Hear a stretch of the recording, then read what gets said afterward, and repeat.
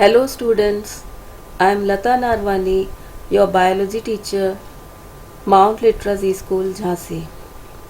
Today we'll start our first lesson of bio, that is the fundamental unit of life, cell. So let us start our lesson. First of all, definition of cell. What is cell? Cell is the fundamental unit of our life, or it can be defined as the structural and functional unit of all human beings is called a cell. Like a wall is made up of many bricks, so brick is the unit of a wall. Similarly, a body is made up of many cells, and all the functions are carried out in a cell. So it is structurally also it is a unit, and functionally also cell is the unit of all human beings. Now, who discovered the cell? Robert Hooke. He discovered the cell in 1665. And how did he discover the cell? He viewed a thin section of cork. What is cork? It is the bark of the cell. पेड़ की छाल को cork कहते हैं. So that cork he was observing under a microscope, and when he saw a large number of compartments joined together like in a honeycomb manner, as shown here in the picture, like small compartments, and he called these compartments as cell. So the name cell was given to the fundamental unit of life, and it was given by Robert Hooke.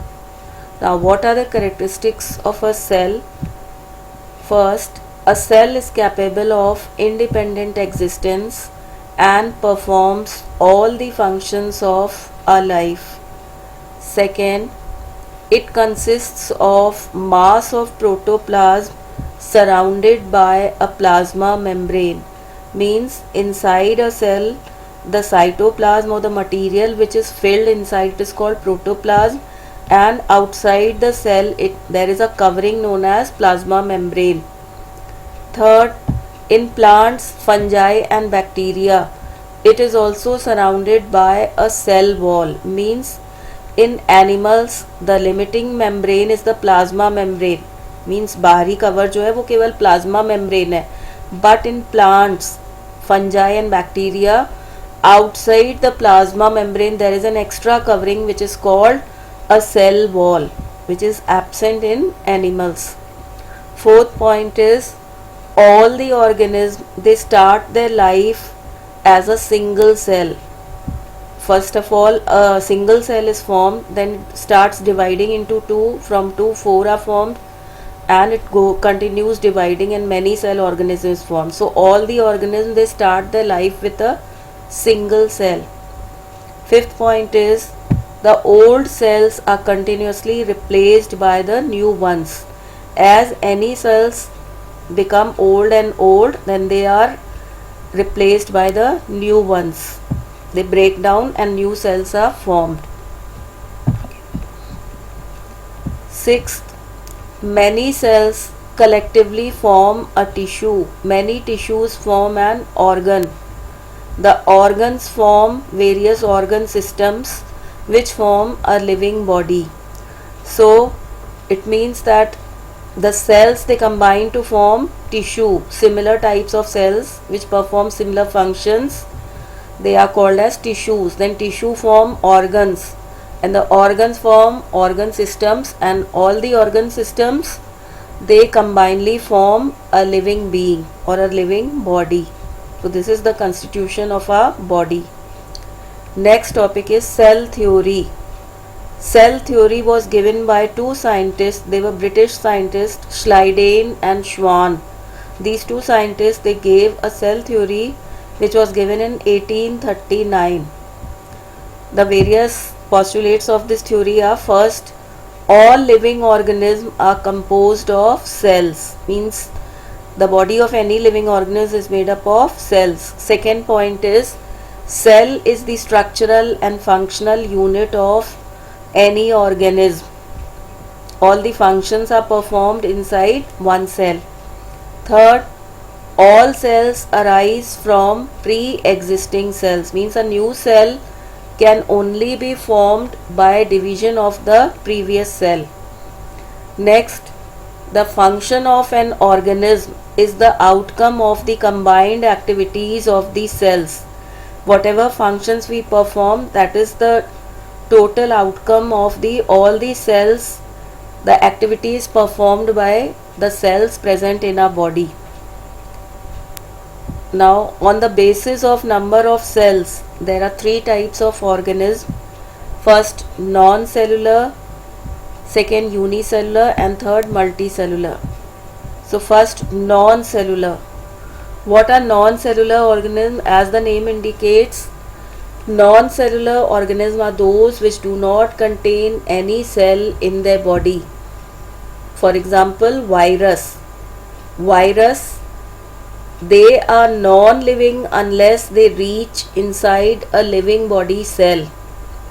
Means, like virus, these days you know about COVID-19 or coronavirus. So that is also a virus. There are many kinds of virus which are considered as non-living. Unless they are outside a living body, they behave as a non-living thing. But as soon as they enter in a living body, they start multiplying using their machinery. They eat, they multiply, they reproduce, and they go on dividing. So they are using our body machinery. They don't have any machinery, they don't have any cell inside their body. Unless they are outside the body, they are non-living. And as soon as they reach inside a living body cell, they start performing all the functions and they become like living beings. So a virus is considered as a link between living and non-living. Second, unicellular organism means those organisms whose body is made up of a single cell. There are various examples: amoeba, paramecium, euglena, trypanosoma, bacteria, etc. They have very simple body structure because their whole body is composed of only one cell. Next is multicellular organism. Those organisms whose body is made up of many cells, they are called multicellular organisms. For example, fungi, plants, animals, etc.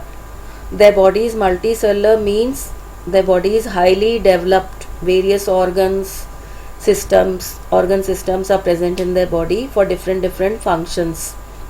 Highly developed type of body they have. Now, on the basis of nuclear organization, cells are of two types. First, prokaryotic cell, and second, eukaryotic cell. Here is the diagram of a prokaryotic cell which has a very simple body structure. There is protoplasm inside the cell and outside there is a plasma membrane, and nucleus is dispersed. As you can see, nucleus does not have a nuclear membrane. It is simply dispersed inside the cell, and there are thin hairy structures called flagella outside the body. So this is a simple structure of a prokaryotic cell. Now, a eukaryotic cell is a highly developed kind of cell. So there are certain differences between a prokaryotic and a eukaryotic cell. So let us see what are the differences. First difference, a prokaryotic cell is a very primitive type of cells. Means those organisms which came first on this world in water. They were found in water. They have a primitive type of cell, like bacteria and all. They have this prokaryotic cell. Second, eukaryotic, highly developed cell. It is a very highly developed kind of cell. Second is, prokaryotic cell is a very small size cell. Their size varies from 1 to 10 micrometer. You know what is a micrometer? 1 micrometer is equal to 10 to the power minus 6 meter. Whereas a eukaryotic cell is a large size cell. It has the size 5 to 100 micrometer. Third, a prokaryotic cell does not have a proper nucleus. Means in a nucleus they don't have any nuclear membrane or nucleolus. The nuclear material is diffused in the cell. Nuclear material जो है फैला रहता है पूरी cell में, कोई उसके बाहर मेम्ब्रेन नहीं होती, ना ही अंदर कोई न्यूक्लियोलस होता है. But in a eukaryotic cell they have a very proper nucleus with a nuclear membrane outside and nucleolus inside. Fourth point is a prokaryotic cell has a single chromosome whereas eukaryotic cells have more than one chromosome.